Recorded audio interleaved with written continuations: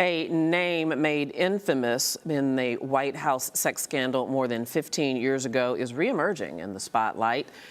Former Clinton White House intern Monica Lewinsky has broken her silence again with her first ever public speech. Appearing at the Forbes 30 Under 30 Summit in Philadelphia on Monday, Lewinsky talked for the first time publicly about the onslaught of negative attention that followed her sex scandal with President Bill Clinton. When I ask myself how best to describe how the last 16 years has felt, I always come back to that word: shame. My own personal shame. Shame that befell my family, and shame that befell my country. Having survived myself, what I want to do now is help other victims of the shame game survive too. I want to put my suffering to good use and give purpose to my past.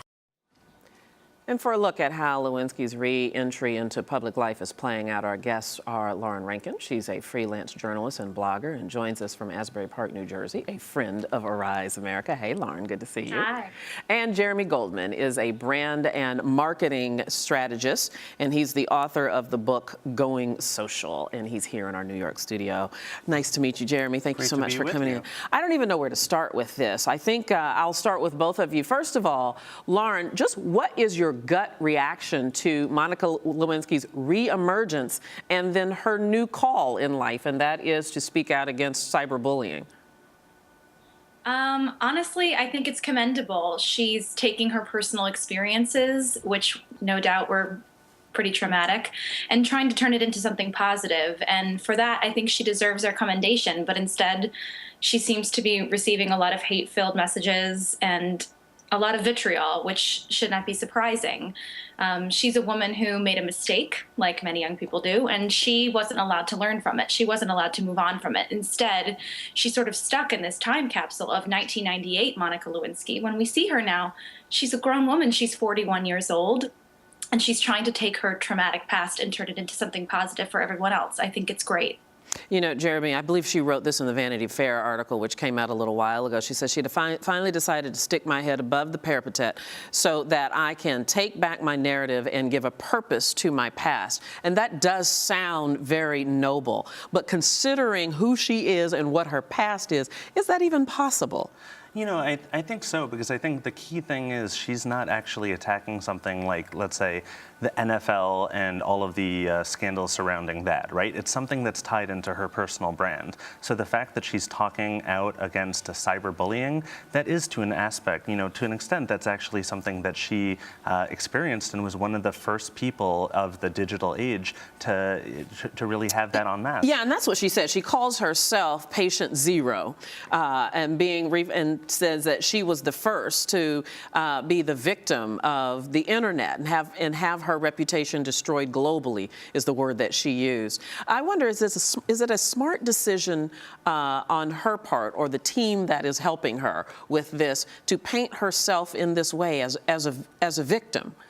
You know, absolutely. The fact of the matter is that something happened to her, and it happened a while ago, and there's no getting around the fact that that's going to be tied in to her personal brand and her digital footprint for her entire life. There's no getting around that. All that she can do is to try to turn around that message and to turn that into something compelling that can actually make the world a better place, and she's embracing that. Here's the real truth. I think there's a double standard here, don't you, Lauren? I mean, certainly President Clinton has gotten beyond this, and he continues to be the rock star of the Democratic Party. He is invited to speak all over the world, pulls down hundreds of thousands of dollars per speaking engagement, and certainly Hillary Clinton has gone on to have a storied career.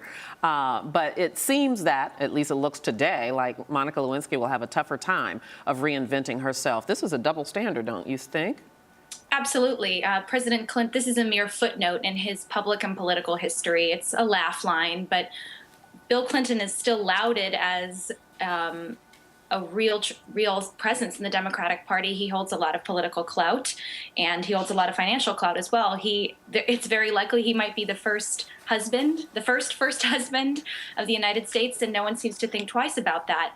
And yet Monica Lewinsky is just trapped in 1998. She can't seem to get beyond this when it obviously was a two-way consensual liaison. So it seems really hypocritical to me that President Clinton gets to move on and have a life, and why doesn't Ms. Lewinsky?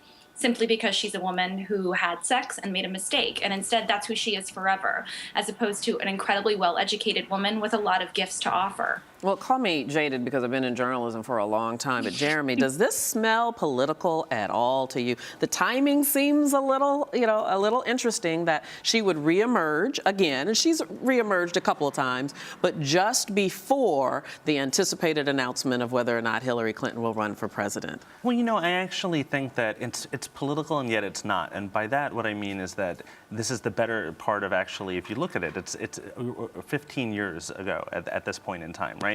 So as a result, she's waited for as long as she can, and it becomes more political the longer she waits as we're approaching 2016. So I actually think this was one of the last opportunities for her to come out and say it wasn't political. And I also think that this is one of those situations where she actually has an outlet, unlike Bill Clinton, who's always had a media platform. With the rise of social media, now she has that opportunity to speak out. Yeah, and there is the question beyond today, and this being in the news cycle today, do we really care anymore?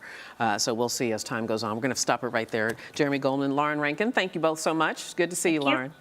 Good.